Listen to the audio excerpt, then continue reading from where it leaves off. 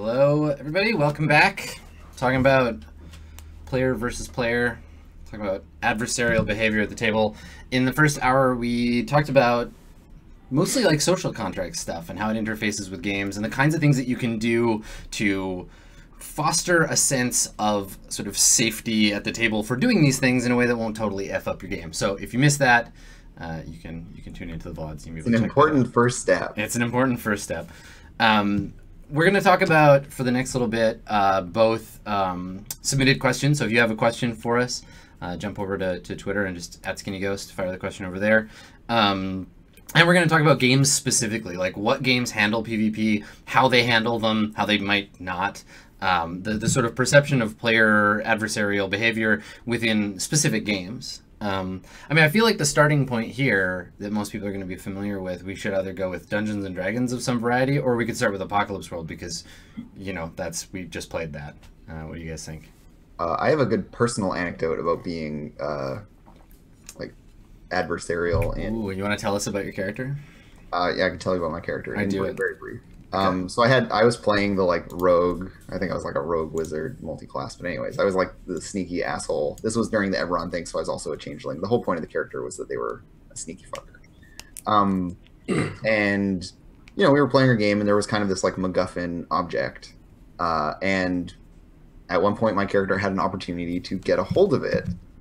And upon doing so, I immediately was just like, and here you go, GM, this character is yours now. Like at the point where they became like truly adversarial to the group, I was just like, it's not my character anymore, because that's how, like, because D&D, like, that's how the game works. The GM is the, you know, like, author of adversity. Sure, like, yeah. I didn't feel comfortable like holding onto this piece of paper anymore. I was just like, it's gonna get real messy if I'm. I often find the inverse is true, where you know, you'll see someone who really wants to be the GM but maybe can't step up or is like afraid to like take that role, and they're like, I'm just gonna play a PC that's a total fuckwit and just try to like ruin everybody else's fun. And I've been in that situation and been like, do you just want to be do you want a GM? Because that's cool, you could do that, and then all of your NPCs could be that guy if you want. Yeah. Like, it's a freedom you could have. Yeah. And that's I think a good place to look, is like, where does the game, if you're looking at a game, where does it place adversity? Whose responsibility is adversity? And I think you know, like you were saying, in Dungeons and Dragons, it's very much like the GM's responsibility to create adversity, and the players, and this is true of pretty much every edition of Dungeons and Dragons, is the player's job is to combat that adversity more or less as a team, right? Mm-hmm. Yeah, I think that's definitely the default, like the classic thing, right? The GM designs a dungeon, and you try to get as much gold out of the dungeon as you can, and that's what we do. But I feel like in the modern era of D&D, it's taken on this like generic fantasy adventure mantle, a Lord of the Ringsy kind of thing, or other stuff, which is fine.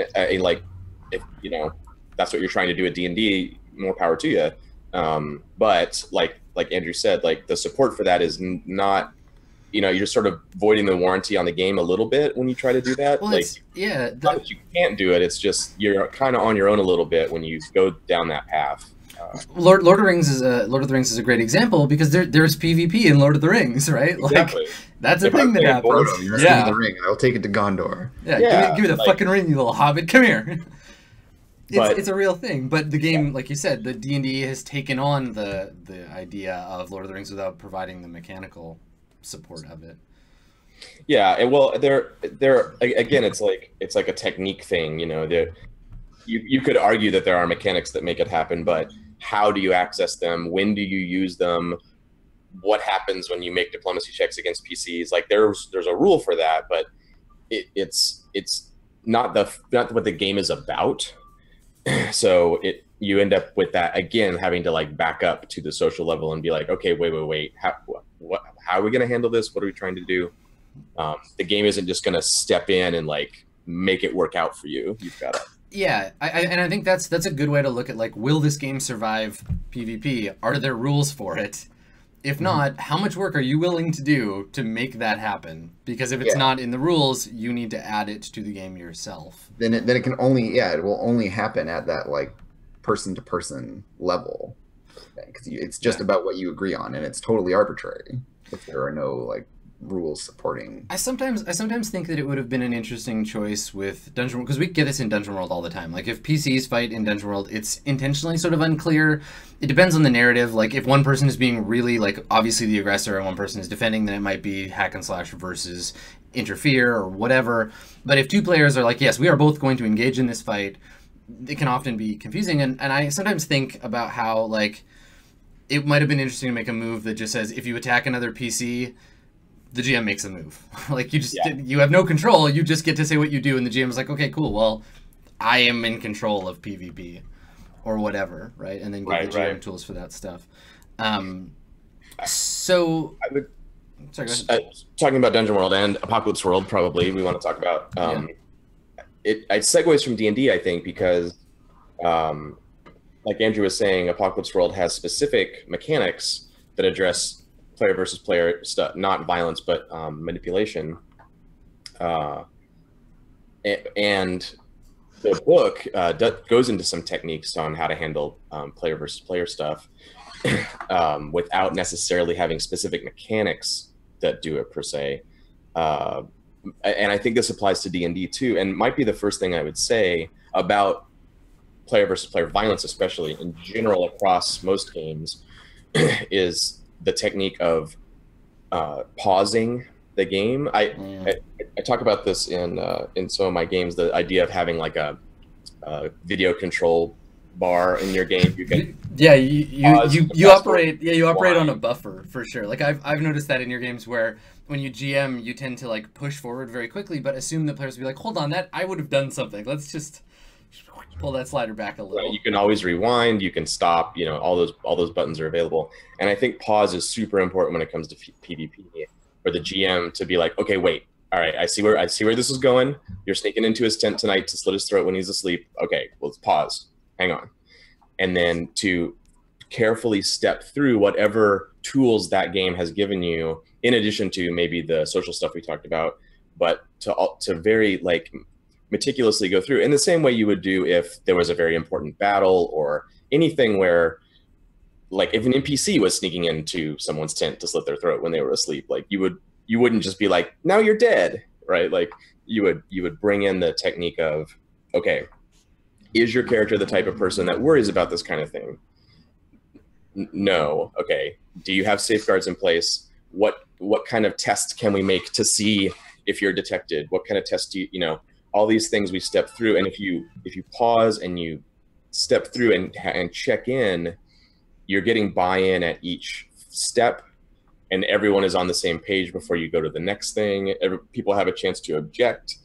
There's no like, wait, why, what? My character is like wakes up dead. What's that about? Right. He just makes one stealth check and I die. Like that might be, oh yeah, just make one stealth check and you kill me. Or it might be, this is bullshit, right? So, yeah, and I think that more mechanical games, or games that have more breadth to, say, the character sheet, for example, as a boundary for where the character exists, give you more opportunity to do that. Like, I find it easier to handle this stuff in Burning Wheel when there's so much more to point at on the character sheet to say, like, well, I have the character trait paranoid. So, like, obviously, that's a thing I can point to. Instead of, because it frees you up from the beast of metagaming that people are so scared of being like, well, yeah, of course I'm paranoid. I've never done anything paranoid in the whole campaign, but yeah, no, I don't want you to kill me in my sleep. So yes, I would be afraid of this. Yeah, but I would argue that this is like a role-playing opportunity, or you might say it's a fiction-making opportunity too. This stepping through process, it's not just a matter of like checking in and making sure everyone's on the same page, which is good. It's also creating the fiction of the game. So yes, maybe your character hasn't been paranoid up to now, and you insist now that they are. Yeah. So we're like, okay, all right, maybe you're doing that for ego reasons, which is less than ideal, but maybe not. Maybe it's just something that hasn't come up before. So we're going to establish a new fiction where this guy's super paranoid about being murdered, and the GM like that's Sure. a consequence, right? You write that in Yeah. your notebook. You're like, okay, Sir Reginald is paranoid. Sweet, I can totally use that. Yeah, Okay, so now- instead of calling bullshit, you incorporate, despite the fact that it may not necessarily be coherent with what you've expected so far, and then use that as an opportunity to spin out, like why. Like, let's talk about that later, and it becomes exactly. You're creating content, and the same thing with the murderer, right? They get into the darkness of the room. There, you can smell their breath and hear them breathing under the covers. And have you ever slit someone's throat before? Right. You're standing over this helpless person with a dagger.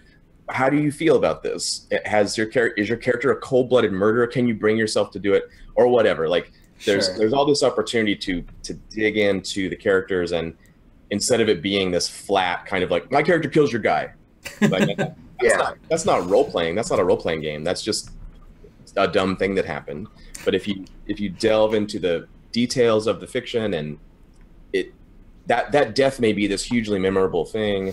Sure, I think though, find out all this new information. To look at it from like a specific games perspective, though, is that I think a lot of games where PvP comes up, those games as mechanical entities don't give a shit about why you killed the person, right? Like, a lot of them are like, well, I'm chaotic neutral, so I can do whatever the fuck I want. I kill you, haha, now I have your sword, right? Right. So in Apocalypse World, when you step through that, you have these great tools where you might act under fire, and the fire is like your own conscience. Your own conscience, right? And because we're stepping through it, it's easy to see when those mechanics click in, and when the fiction triggers them. Essentially, in Apocalypse World terms, like if it's a blank, I kill you in the night, we have no fiction to grab onto to see when the moves trigger, and it becomes this like, I said this, you said that, whatever, this like murky gray area. But in Apocalypse World, and I feel like probably in a Dungeons and Dragons situation too, really delving into the specifics of the fiction will help you know when to trigger those mechanics, which ones trigger and why, and also like bonuses you're getting, all that stuff. Give people their due credit in terms of like, you put all this time and energy and of like emotional investment, and like as a like group we have played this game with this character. Don't have them just arbitrarily and suddenly die.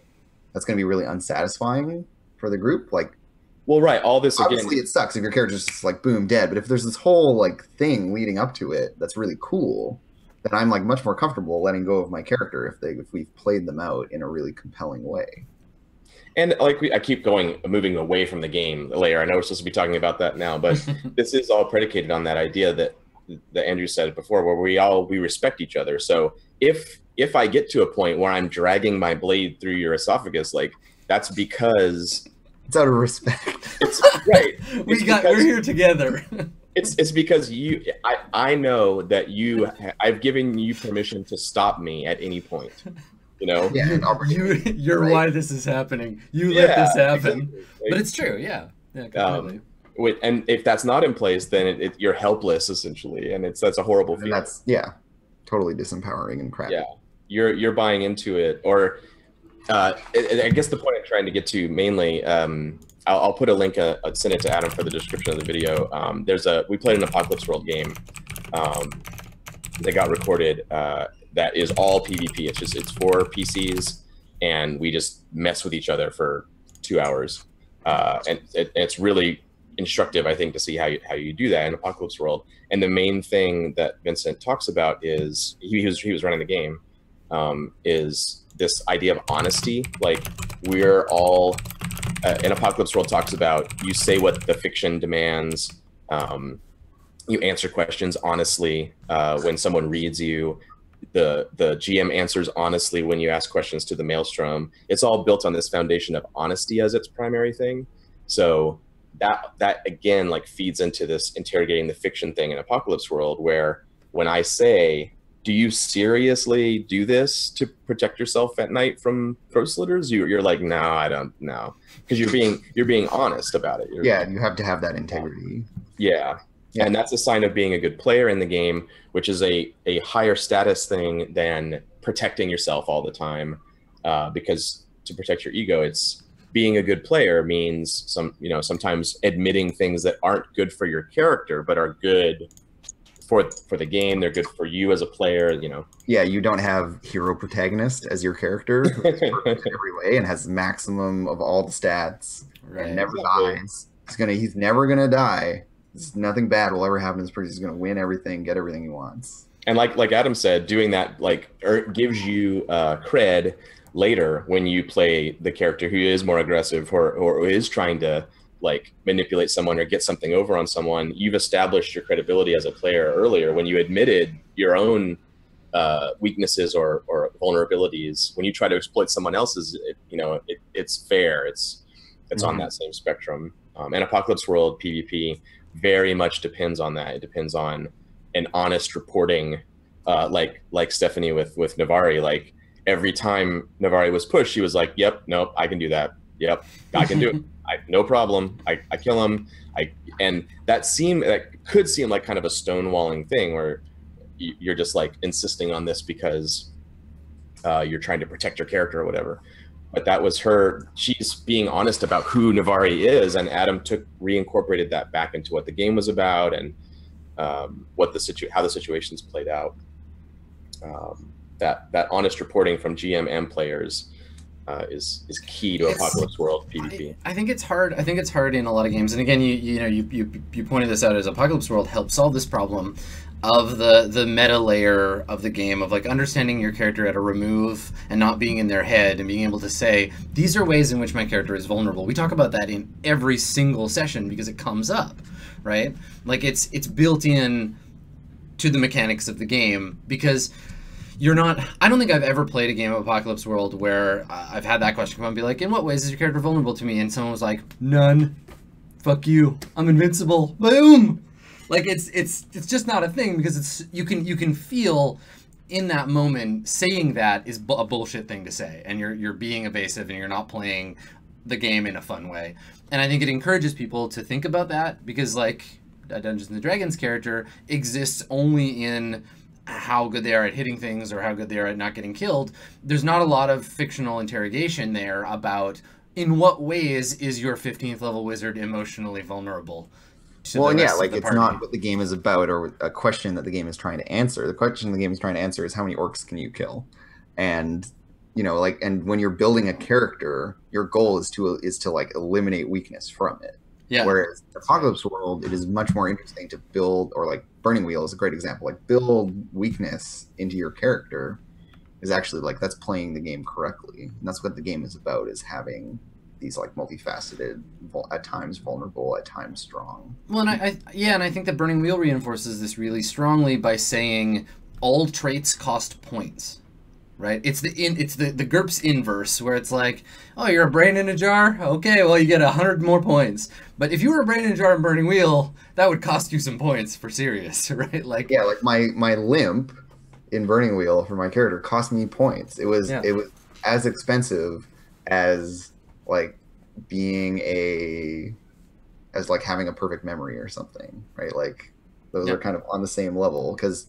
In terms of the amount of space they take up in the narrative, it's about the same, right? And that's really what it's about. It's about the story. Well, so one thing that Burning Wheel does differently than Apocalypse World, though, is that they both encourage characters that have a degree of flaw or vulnerability, but Burning Wheel explicitly rewards it. The characters are easier to you're compensated for the penalties that you have by being, Limpy McGee over here by inversely being given more Artha, so that when rolls come up that do matter to you, you're more likely to get the thing you want, right? Yeah. Apocalypse World doesn't really do that because there's no explicit... The rewards are implicit, right? The rewards come from being more engaged in the character, being more interesting, and then, I guess, to a degree, having other players build hex with you, because if you're vulnerable, it's easier to get to know you, and then by another remove, you can get more experience that way. But yeah, the rewards for that kind of play are much more subtle. Yeah. Certain. Well, there are yes, and Apocalypse World has a mechanic that came up in our game a few times. One of the only games I think that has this, where you actually get XP for doing harm to other PCs when you're or, harmed, like you get hex with other people when they hurt you. Yeah, so like the experience system kicks in, I should say. yeah, like there's kind of a cost, like an inverse cost when you hurt other players, right? Like they get an edge on you. Yeah, the funny thing they know you better because of that, and that gives them a leverage on you. Yeah. Yeah, the funny thing is, if you really want to go after someone, you have to kind of kill them all at once, because if you slowly injure them over time, they're just going to gain levels on you. You cannot bleed people out in Apocalypse World. Speaking of that, too, like you and stuff too. Yeah. Well, the stakes thing we talked about earlier, Apocalypse World gives you that out where the stakes can be life and death by default all the time. But when it actually comes down to it and you hit my character to midnight with your shotgun, midnight damage, like death damage in Apocalypse World, I can then, it's on me. All the decision-making switches to the victim. And they can be like, okay, yeah, I'm dead. You blow my brains out, I'm dead. Yeah. Or they can be like, nah, I take a debility. You blast half my face off. Now I'm mutilated. And now I shoot you in the face or whatever, you know. I come back for you a month later once I heal up. Yeah, you have this my gang with me this time. And again, it goes back to honesty. Like that happened to Frankie in our game, right? And Gritch too. You hit the death clock, and then you decide, like, do I have more to do with this character? I fell into a volcano and got disintegrated by lava. Can I actually mark a debility and come back from that? Like, that's not very honest. Well, and you can think short of that, you know, you can just decide. Yeah, and you can encourage the input of other players too, to be like, when you came to kill me, was your intent actually to murder me? Because I'm kind of whatever about this character. I could play a different character instead, or we could play out the ramifications of you thinking that you killed me and I'm not actually dead, and I come back and it's like you regret it, and like there's this whole thing. Because again, it goes back to the whole like incorporating other players and interrogating their character's intent, right? And I think again, like if we're looking at kind of comparing and contrasting Apocalypse World and Burning Wheel, intent and task in Burning Wheel helps you do that, where you're like, I am going in Dungeons and Dragons, you could be like, I'm going to use my sword on you. Why? I don't know, to make you lose hit points. But in Burning Wheel, it can be like, I'm using my sword on you to prove that I love you. Like, your intent is one thing and your task is another, right? And the outcome from that is very different. And we have to agree too, like when we implicitly agree that I hit you with my longsword and I'm going to do between 1 and 8 hit points of damage to you. But in Burning Wheel, if you say my intent is to make you love me more by hitting you with my sword, that's not the end of, like, it doesn't stop there, because I have to be like, well, that's not a thing you can get by hitting me with your sword. Or you can't I say, oh, actually, now that you mention it, that you can totally do that. I didn't know about that about my character, so you said that. But let's do that. Yeah, fighting me with swords will totally impress me, and then I'll like you better. Yeah. And then explicitly in Duel of Wits, like what's at stake in the argument is something we have to agree to too. Like what can I get if I win here, and what's at risk if I lose. We come to terms on what our I always forget what it's called in Duel of Wits, the thing that you're getting. Your body of argument or whatever. But I think games, that kind of thing is very brilliant in terms of, that is a mechanical way to force people to make that contract, right? That we've talked about so much, is just say like you two agree first, like before your characters disagree about this thing, the two players have to actually come to an agreement about what is going on. Well, and it's funny because I think that in Burning Wheel, and this is, I might be misremembering an anecdote, but I feel like I have somewhere in my memory that Luke designed Duel of Wits explicitly to avoid those situations in which players are like, I want this, and you want this thing, and I don't know, we argue about it as people. In Burning Wheel, you can just be like, fuck it, do you care about it? Yeah, Duel of Wits, just go. And then the game forces the players to say, okay, my character has been worn down by this argument. I agree with you, but you have to concede this. Now we have a plan, and the game can move forward in a particular direction, which I think is really that's a really important mechanic in Burning Wheel. The idea of compromises, concessions in Duel of Wits. That it's unless the winner pulls off a victory without taking any damage in the argument, argument damage. you have to concede something. You can't go into You don't just get what you want. yeah, that because that's not the way it worked. Because if that was the case, it would be an intimidation check, or it would just be a persuade check, It would be like a single roll. Yeah. But if you're going down that line of like having it, if it's important enough that you need to engage this section of the mechanics, then you very rarely come out clean. Yeah, Right, you're gonna have to come to terms with the other person. It's the difference between like having a nuanced argument with someone and having some of your opinions changed or some of your ideas changed, but then inversely, like the charm person effect, right? Where it's like I am magical and I'm going to make you think the thing I want you to think. And now you have to role play and this can be a challenge, right? Like it can be a fun thing to do, to be like, okay, your character, I hate them, I hate your guts, but you charm personed on me, and now I have to act like a character who likes you, and like it's a role-playing challenge for me. And again, it's like the game can provide certain ways for you to support that sort of play, or not, and if not, then you have to work it out kind of as players, not as characters. So yeah. Are there any games, and I wanted to talk about, and it's funny because I was thinking about this before the show, about games that like explicitly are like, you are fighting each other, and the games, almost invariably, the games that I thought of are the first few I came up with were like Nobilis, Amber, and Undying, and none of them use dice. They all take the randomness out, right? Yeah. And like I kind of wonder about if they were designed, like if that's a thing that people kind of go to. If you're not familiar with like Nobilis and Amber especially, they're diceless role-playing games that you use a bidding system. So you basically just say, and Undying works this way too, right? Where you're like, I have X amount of things that I can push into this conflict, and you basically just decide how many you want to use and reveal them, and whoever is putting more in, they get the thing they wanted. Which I think is a very simple way of resolving that kind of stuff. But are there other games that that do PvP like differently, or? I have one that's near and dear to my heart that I would love to talk about. But before that, I want to mention the diceless thing. That can be a really functional mechanic, I think, because it shows that you have a limited amount of fight in you, right? So that those systems automatically put you in a place where you have to decide what really matters to your character, which is often the heart of what a role-playing game even is. Like, what are you willing to do for X? And these systems put that almost on the table with the tokens in front of you. You can be like, I care about this 75% of my effort. Yeah, your total giving a shit pool. Yeah, and very importantly, especially on Undying, I forget how Nobilis handles this, but in Undying, if I go 75% in on this thing I really care about, now I only have 25% left, and the next person who challenges me with their full pool, you're screwed. I'm screwed. So it really it contextualizes everything. It almost like is a spotlight that says like there's PvP in the game by default all the time. In Undying, like the vampires are at each other's throats, literally. Like that's what we're doing.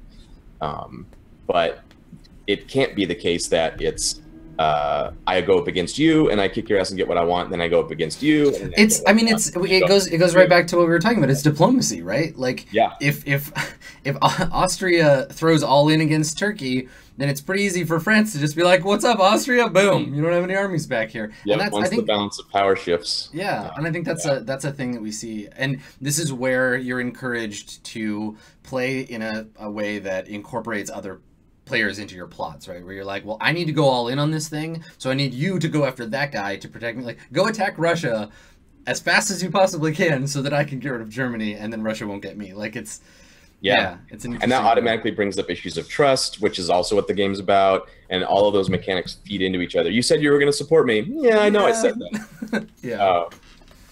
And again, it's like, that's a dick thing to do, but the game makes it like a productive part of role-playing to do that, as opposed to a counter, I'm playing the asshole character thing. One point I like that you brought up, John, is the idea of like being in the spotlight, or like but in a different way. I'm going to reincorporate this. I also like the idea of these systems that say like, okay, cool, you get to win like now, like this is your time, like cool, you're the king right now. And then like, because you have a limited amount of resources, like someone else is going to get a turn to win. right? And so like we'll get to see what it's like when Bill wins and when Adam wins. And I'm so sick of Bill winning. Like, I hate that guy. I want to win all the time. And so like, yeah, the idea of like getting what you want in that moment doesn't mean that you're like necessarily taking away everything from everyone else.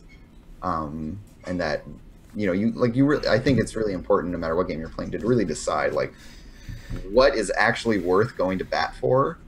You know, like what do you really want to drive at, and do that, and don't try to just win every single scenario. I think that's easier. It's easier to do in games in which there's no victory scarcity, right? Where you're like in a situation where there's only so much magic item to go around, it's harder to be like, well, I'll just let you have it now, because explicitly that magic item will make it better for you to take shit from me later, right? Where it can.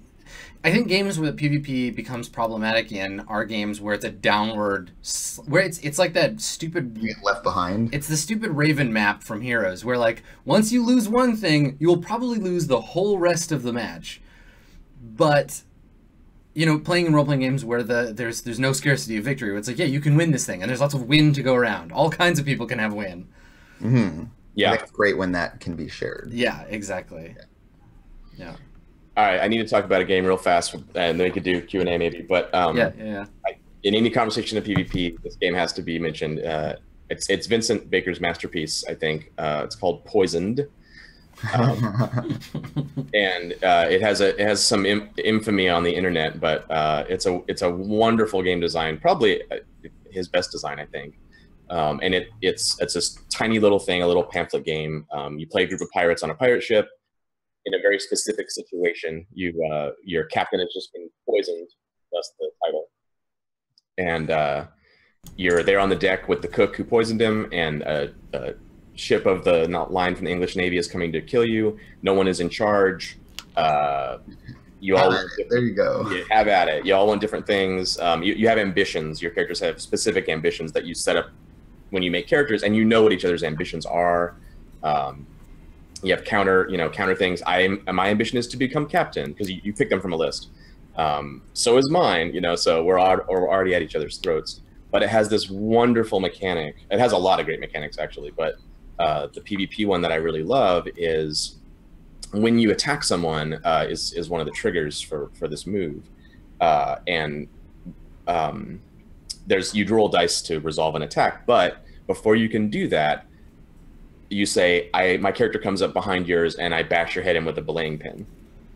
And the GM says, turns to the victim at that point. Instead of turning to the attacker and saying, roll to hit, roll your damage, da-da-da-da-da, while the victim goes, what? Ah, damn it. The very first step in a PvP situation is to turn to the victim and say, are you fighting back, or are you enduring duress?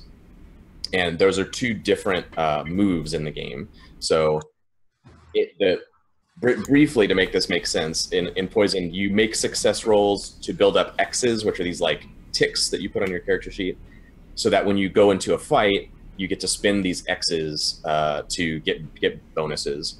And the more X's you have as a group, when you go fight the English Navy, you do way better. But once you're in any fight at all, so you lose all of your X's. Right. So you're committed to this fight. And the way you get X's is by making success rolls, and the way you lose X's is by attacking someone. So if you get attacked and you decide to fight back, you and that other person's X's are now committed to this fight. You fight each other. There's escalations that determine life and death, so it's a little softer. You don't instantly die usually. It's very, very hard to instantly die in that game. But either way, your successes are out the door. Or you say, oh no, I'm going to endure duress, which is a success roll, which gives me X's for a later fight. And if you succeeded in enduring duress, the other guy bashes your brains out with a belaying pin and is like, I did it, they're dead, and they wander off, but you survive. Right. Because you've endured duress. So it's this really wonderful like inversion of, instead of the attacker being the one in charge and having all the momentum, as soon as you attack, you give up your initiative. And you're like, I've pushed my chips in. Yeah. What happens? The other guy's just like, I don't want to play. The defender's in control. And the defender's player's in control. Very, very importantly, it's not that their character has some spider sense or something that you're there or anything like that. It's that the player is given this mechanic that essentially kind of makes them a mini GM for that moment and steers how things go in the fight. Yeah, I think that any game that allows you to either communally or to some degree as a group set the stakes for violent player versus player conflict, I think that really helps. Where you can say, like, I'm not willing to let this escalate to a point where I could lose my character. Like, you can have the thing you want as long as the thing you want isn't me dead. If you want that, like, I'm sorry, that's just not going to happen for you. And I think that that's a thing that I look for when I'm looking at whether PvP is going to work in a game, whether it's highly resilient characters or required buy-in for that kind of thing or stake setting. Like, it all kind of helps move towards a place where you can feel more comfortable about engaging in that kind of player conflict. Yeah, and like both players are kind of meeting as equals and engaging with that. It's not just someone like pulling a fast one on. Yeah, not being like, well, I happen to be the best at fighting, so y'all better watch yourself because I could kill any of you at any moment. Yeah. Yeah. Cool. Well, do you guys want to take some questions? Should we look at? Let's do that. Okay, cool. Yeah. So I've got a few on Twitter, and then folks in chat, if you have questions you'd like us to answer, feel free to drop them in the chat. So it's funny, a lot of the questions, you know, we've covered a lot of stuff like how do you avoid bleed, what do you do about taking in-character arguments personally, we talked about some social contract stuff.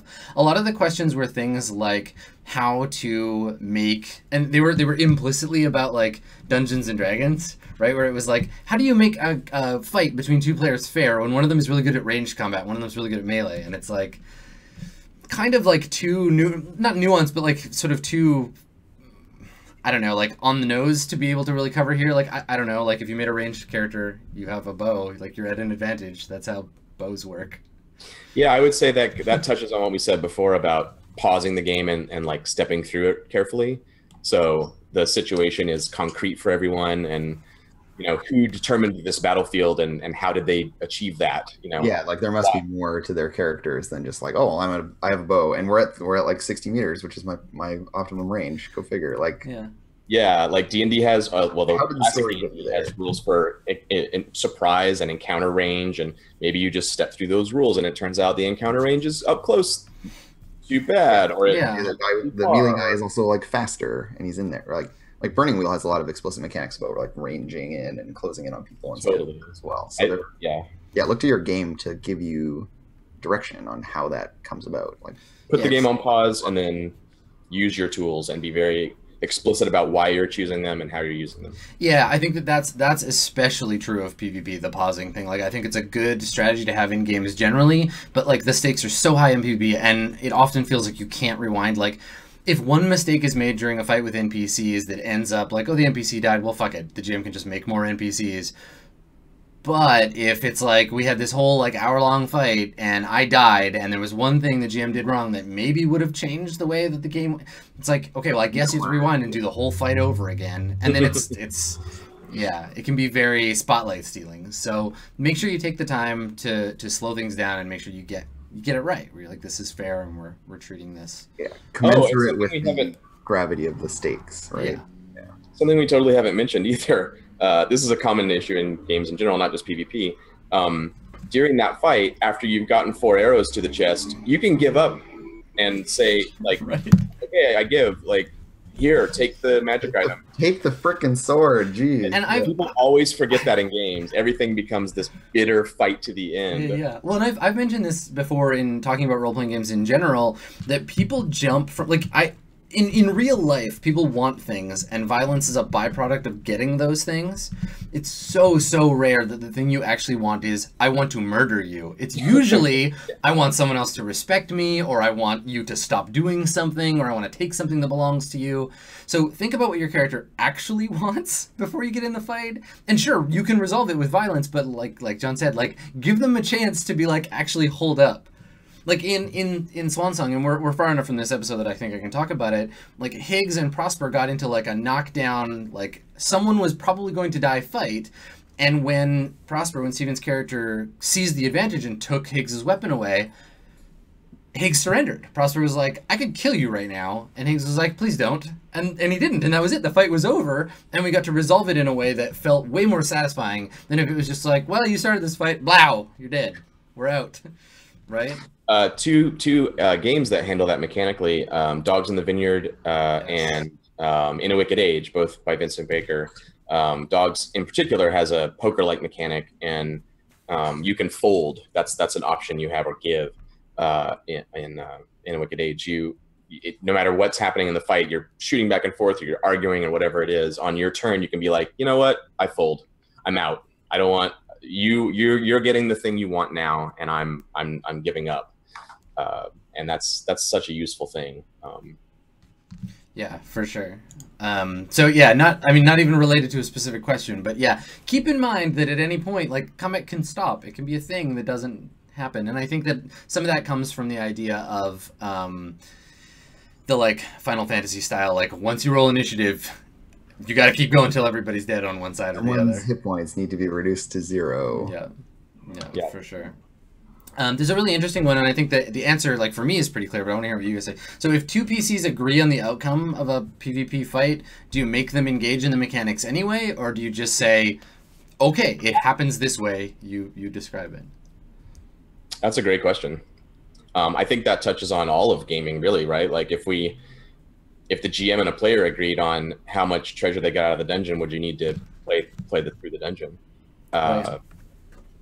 The adage of, like, say yes or roll dice, I think does apply here, but with the caveat that sometimes engaging the mechanics is still fun and interesting to do, and is going to get you more than just agreeing. Like, they're in games that have, like, really fruitful mechanics, like Apocalypse World is one of them, where, like, because you open your brain, you ask some questions, the MC asks you questions, like, you get a bunch of good stuff out of it. Also, Apocalypse World is a game in which if you do it, you do it. I was gonna say, you're not allowed to say yes or roll dice in Apocalypse World. If you're like, I'm going to attack you, it's like, you have to. You're doing it, so do it. So it does depend on what game you're playing, and sometimes it's worth engaging the mechanics even when everyone's like, yes, there's an outcome. I think the reason that this comes up in terms of, like, my innate instinct is to say, if we all agree on how this fight should go, let's just narrate it out. But I also think that, like, physical violence especially is very unpredictable. So while the players might agree on how they want things to go, you might accidentally cut someone's head off, right? Like, it happens. I've seen this happen in Burning Wheel, where, you know, like, a friendly duel, it's like, oops, I just did you a mortal wound. Fuck, shit. And then it's like dealing with this whole outcome of, like, we were just, like, sparring and I accidentally stabbed you in the chest, and now we have to deal with you bleeding to death, right? And I think that kind of thing can add, like Andrew said, like, a twist to role playing, to give you a new direction that you might want to go in or have to go in, right? Yeah, I agree in principle with that. I think there are cases where, depending on the game system you're using, you, like, finding a place to agree and shake hands over it and be like, yeah, that happens, can be really functional, because the mechanics might be built to deliver something else, right? Like, like, yeah, if for whatever reason we really fucked up and this is an assassination essentially, but we decide to engage the mechanics, and the mechanics are roll initiative and move in 5-foot squares and, you know, make to hit rolls, that assassination is going to look completely ridiculous. Right. Like, and everyone watching this right now is like, nobody would ever do that. Like, of course you wouldn't. And that's what I'm trying to get at. Like, sometimes that agreement of, oh yeah, you're totally in a position to assassinate me. Like, you cooked the meal tonight. You had every opportunity to poison my dude.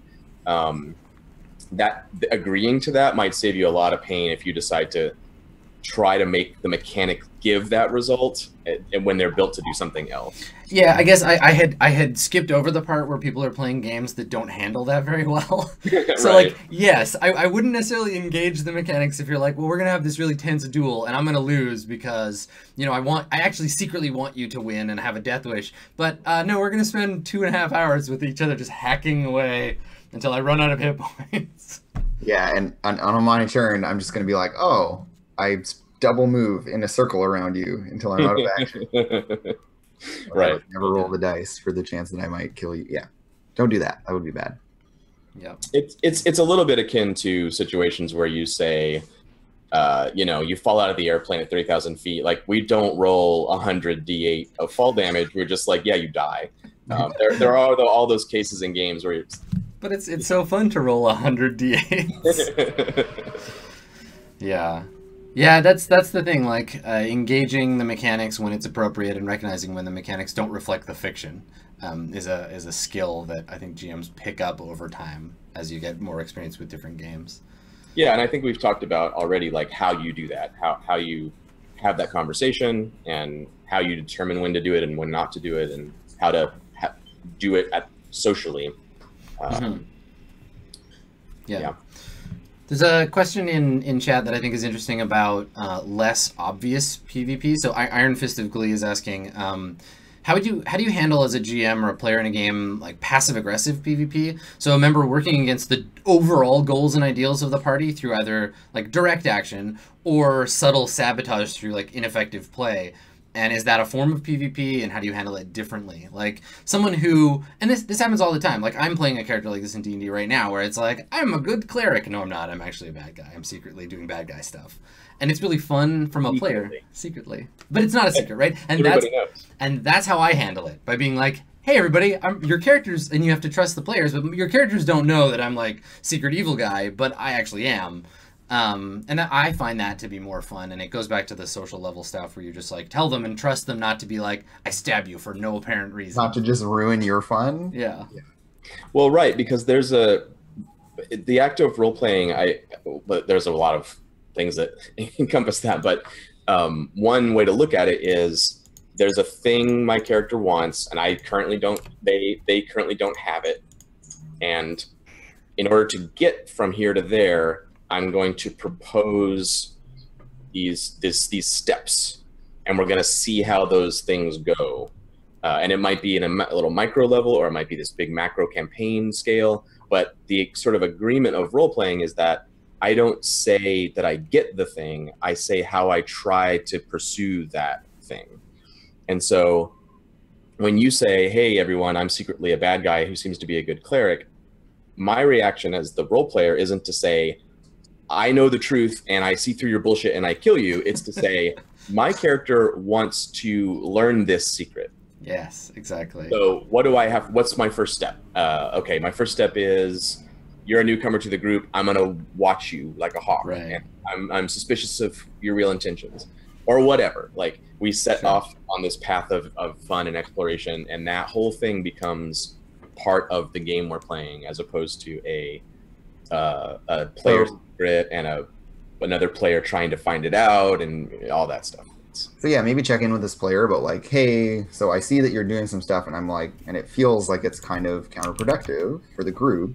Is that something that you're doing because this is about like what your character wants? And then like bring that into the game. Don't let that just be this thing that's kind of flying off on its own. Tie that back in. So be like, oh, okay, cool. So like your character feels that like they're from this country and all the other characters from this other country, and they're like deeply resentful of these people for this reason. They're like, okay, cool, this is the theme of the game now, and you can bring it in, or you know, like hash that out with your player, talk to them about why they're doing this stuff, and see exactly. And if they have some like secret reason for doing it, try to get them to like talk about that so that it's everyone's fun instead of just their fun. Because like everyone knowing that Grigori is an evil cleric makes it actually kind of, if everyone's in on the irony, then it's enjoyable for them. Well, and I think part of it later, it's kind of a big fuck you. Part of it too is like, yeah, as a player, explaining why you want to do that and like what your goals are as far as the character is. Like for me, like I'm playing Grigori. Like someone just pointed this out in chat, like Grigori is evil and does all kinds of evil bullshit, but I never run counterproductive to the group. Every group I've been on, every adventure we've gone on is more successful because I'm the one doing the evil thing. And so that was kind of the experiment, right? And I think that being clear about that with the other players and being able to say like, this is a thing that I'm trying to do really helps. And that reduces the feeling of like, you're doing a sneaky thing and trying to play your own game without us, which I think people are resentful of a lot of the time. especially when that game you're playing is directly undermining the game that everyone else is trying to play. Exactly. Yeah. Yeah. And I think you can look at your character goals as being like a nuanced strata, right? Where you can say like on the top, my main priority is that we all get to do our adventure thing together, and like that's the main thing. My secondary goal is to do this other thing that's personally important to me that runs counter to some other stuff, but I'm still mostly trying to do the main jam with all you. There's a third kind of middle ground there too, between the like closed, private secret that only I enjoy, and the open, dramatic irony secret that everyone can enjoy. Both of those can be functional, but obviously the open one is kind of easier to make work. There's a middle ground where you bring the secret into the fiction, but not what it is. So you say, there's something weird about my character and none of you know what it is. That it can still be a secret, but now it's in the fiction, and now the other characters, and like they might say, well, what does my character experience to know about this? And we're like, oh yeah, you notice sometimes that I tuck this weird medallion under my shirt when I am getting up from camp in the morning or something like that. And now it's this, there's intrigue and like, do we care and want to figure it out? Or is it like, oh, that's interesting, whatever. But we can have our cake and eat it too there a little bit, where now the secret is everyone's to play with, but the contents of the secret is still concealed. That's a reveal for later. Yeah. And like, don't be too precious with it. Like, it's going to come out at some point. It comes out when it comes out. No, you'll never find out. It'll be a secret forever. That's a really boring movie to watch. The one where there's a secret and everyone's talking about the secret, and then no one ever finds out what it is. Well, and GMs are the worst about that. Being willing to say like, it's okay if people don't like engage with your big secret too. Don't necessarily make it your whole contribution to the game and just be like, no, don't you care that I'm doing weird stuff? Because sometimes people are like, okay, man, just great. Everyone's like, shut up, Grigori. We don't care that you're evil. Do your weird thing. No one cares. It's fine. Yeah, for sure. Cool. Well, parting thoughts. Do we have any like what would be your like closing piece of advice if people are looking at either getting into engaging in more adversarial play as players, or they're trying to prepare themselves for the potential eventuality of it as a GM? What would be your advice in that regard? As someone who really like enjoys doing this kind of thing of like, you don't say, pushing the other players, for me it's about it's not just about like messing with people for its own sake. Like I pick a theme or a thing, like a kind of story I want to tell, and I'm really like, I'm pushing that story, and if it runs contrary to another character, then what's interesting for me is being like, hey, like my character's pushing. What does your character do when they push back? And so it's not like I have to get what I want. It's like, I want to make you, John, like play your character harder and like really think about it. I want to ask you some interesting questions while, we're like kind of butting heads over this. It's not about getting what I want. It's about getting a good performance out of everyone. It's about making the story interesting and like feeding good material and good like dramatic tension into the game. That's always my motivation for doing it. I'm just like, you're not talking, like I'm gonna push you to like do a thing and to engage with the game. So I find it's a great way to get those performances out of people, is to like push against the thing that their character wants and get them to push back. So totally. Yeah. For me, I would say, if you're interested in exploring this, and you might, if you're not, that's fine. But if you are interested, get interested in where your character falls short and where they're vulnerable, where they're weak, get interested in their failures, not in a way, like you don't have to go all emo story gamer and like become your own adversity and sabotage your best stuff.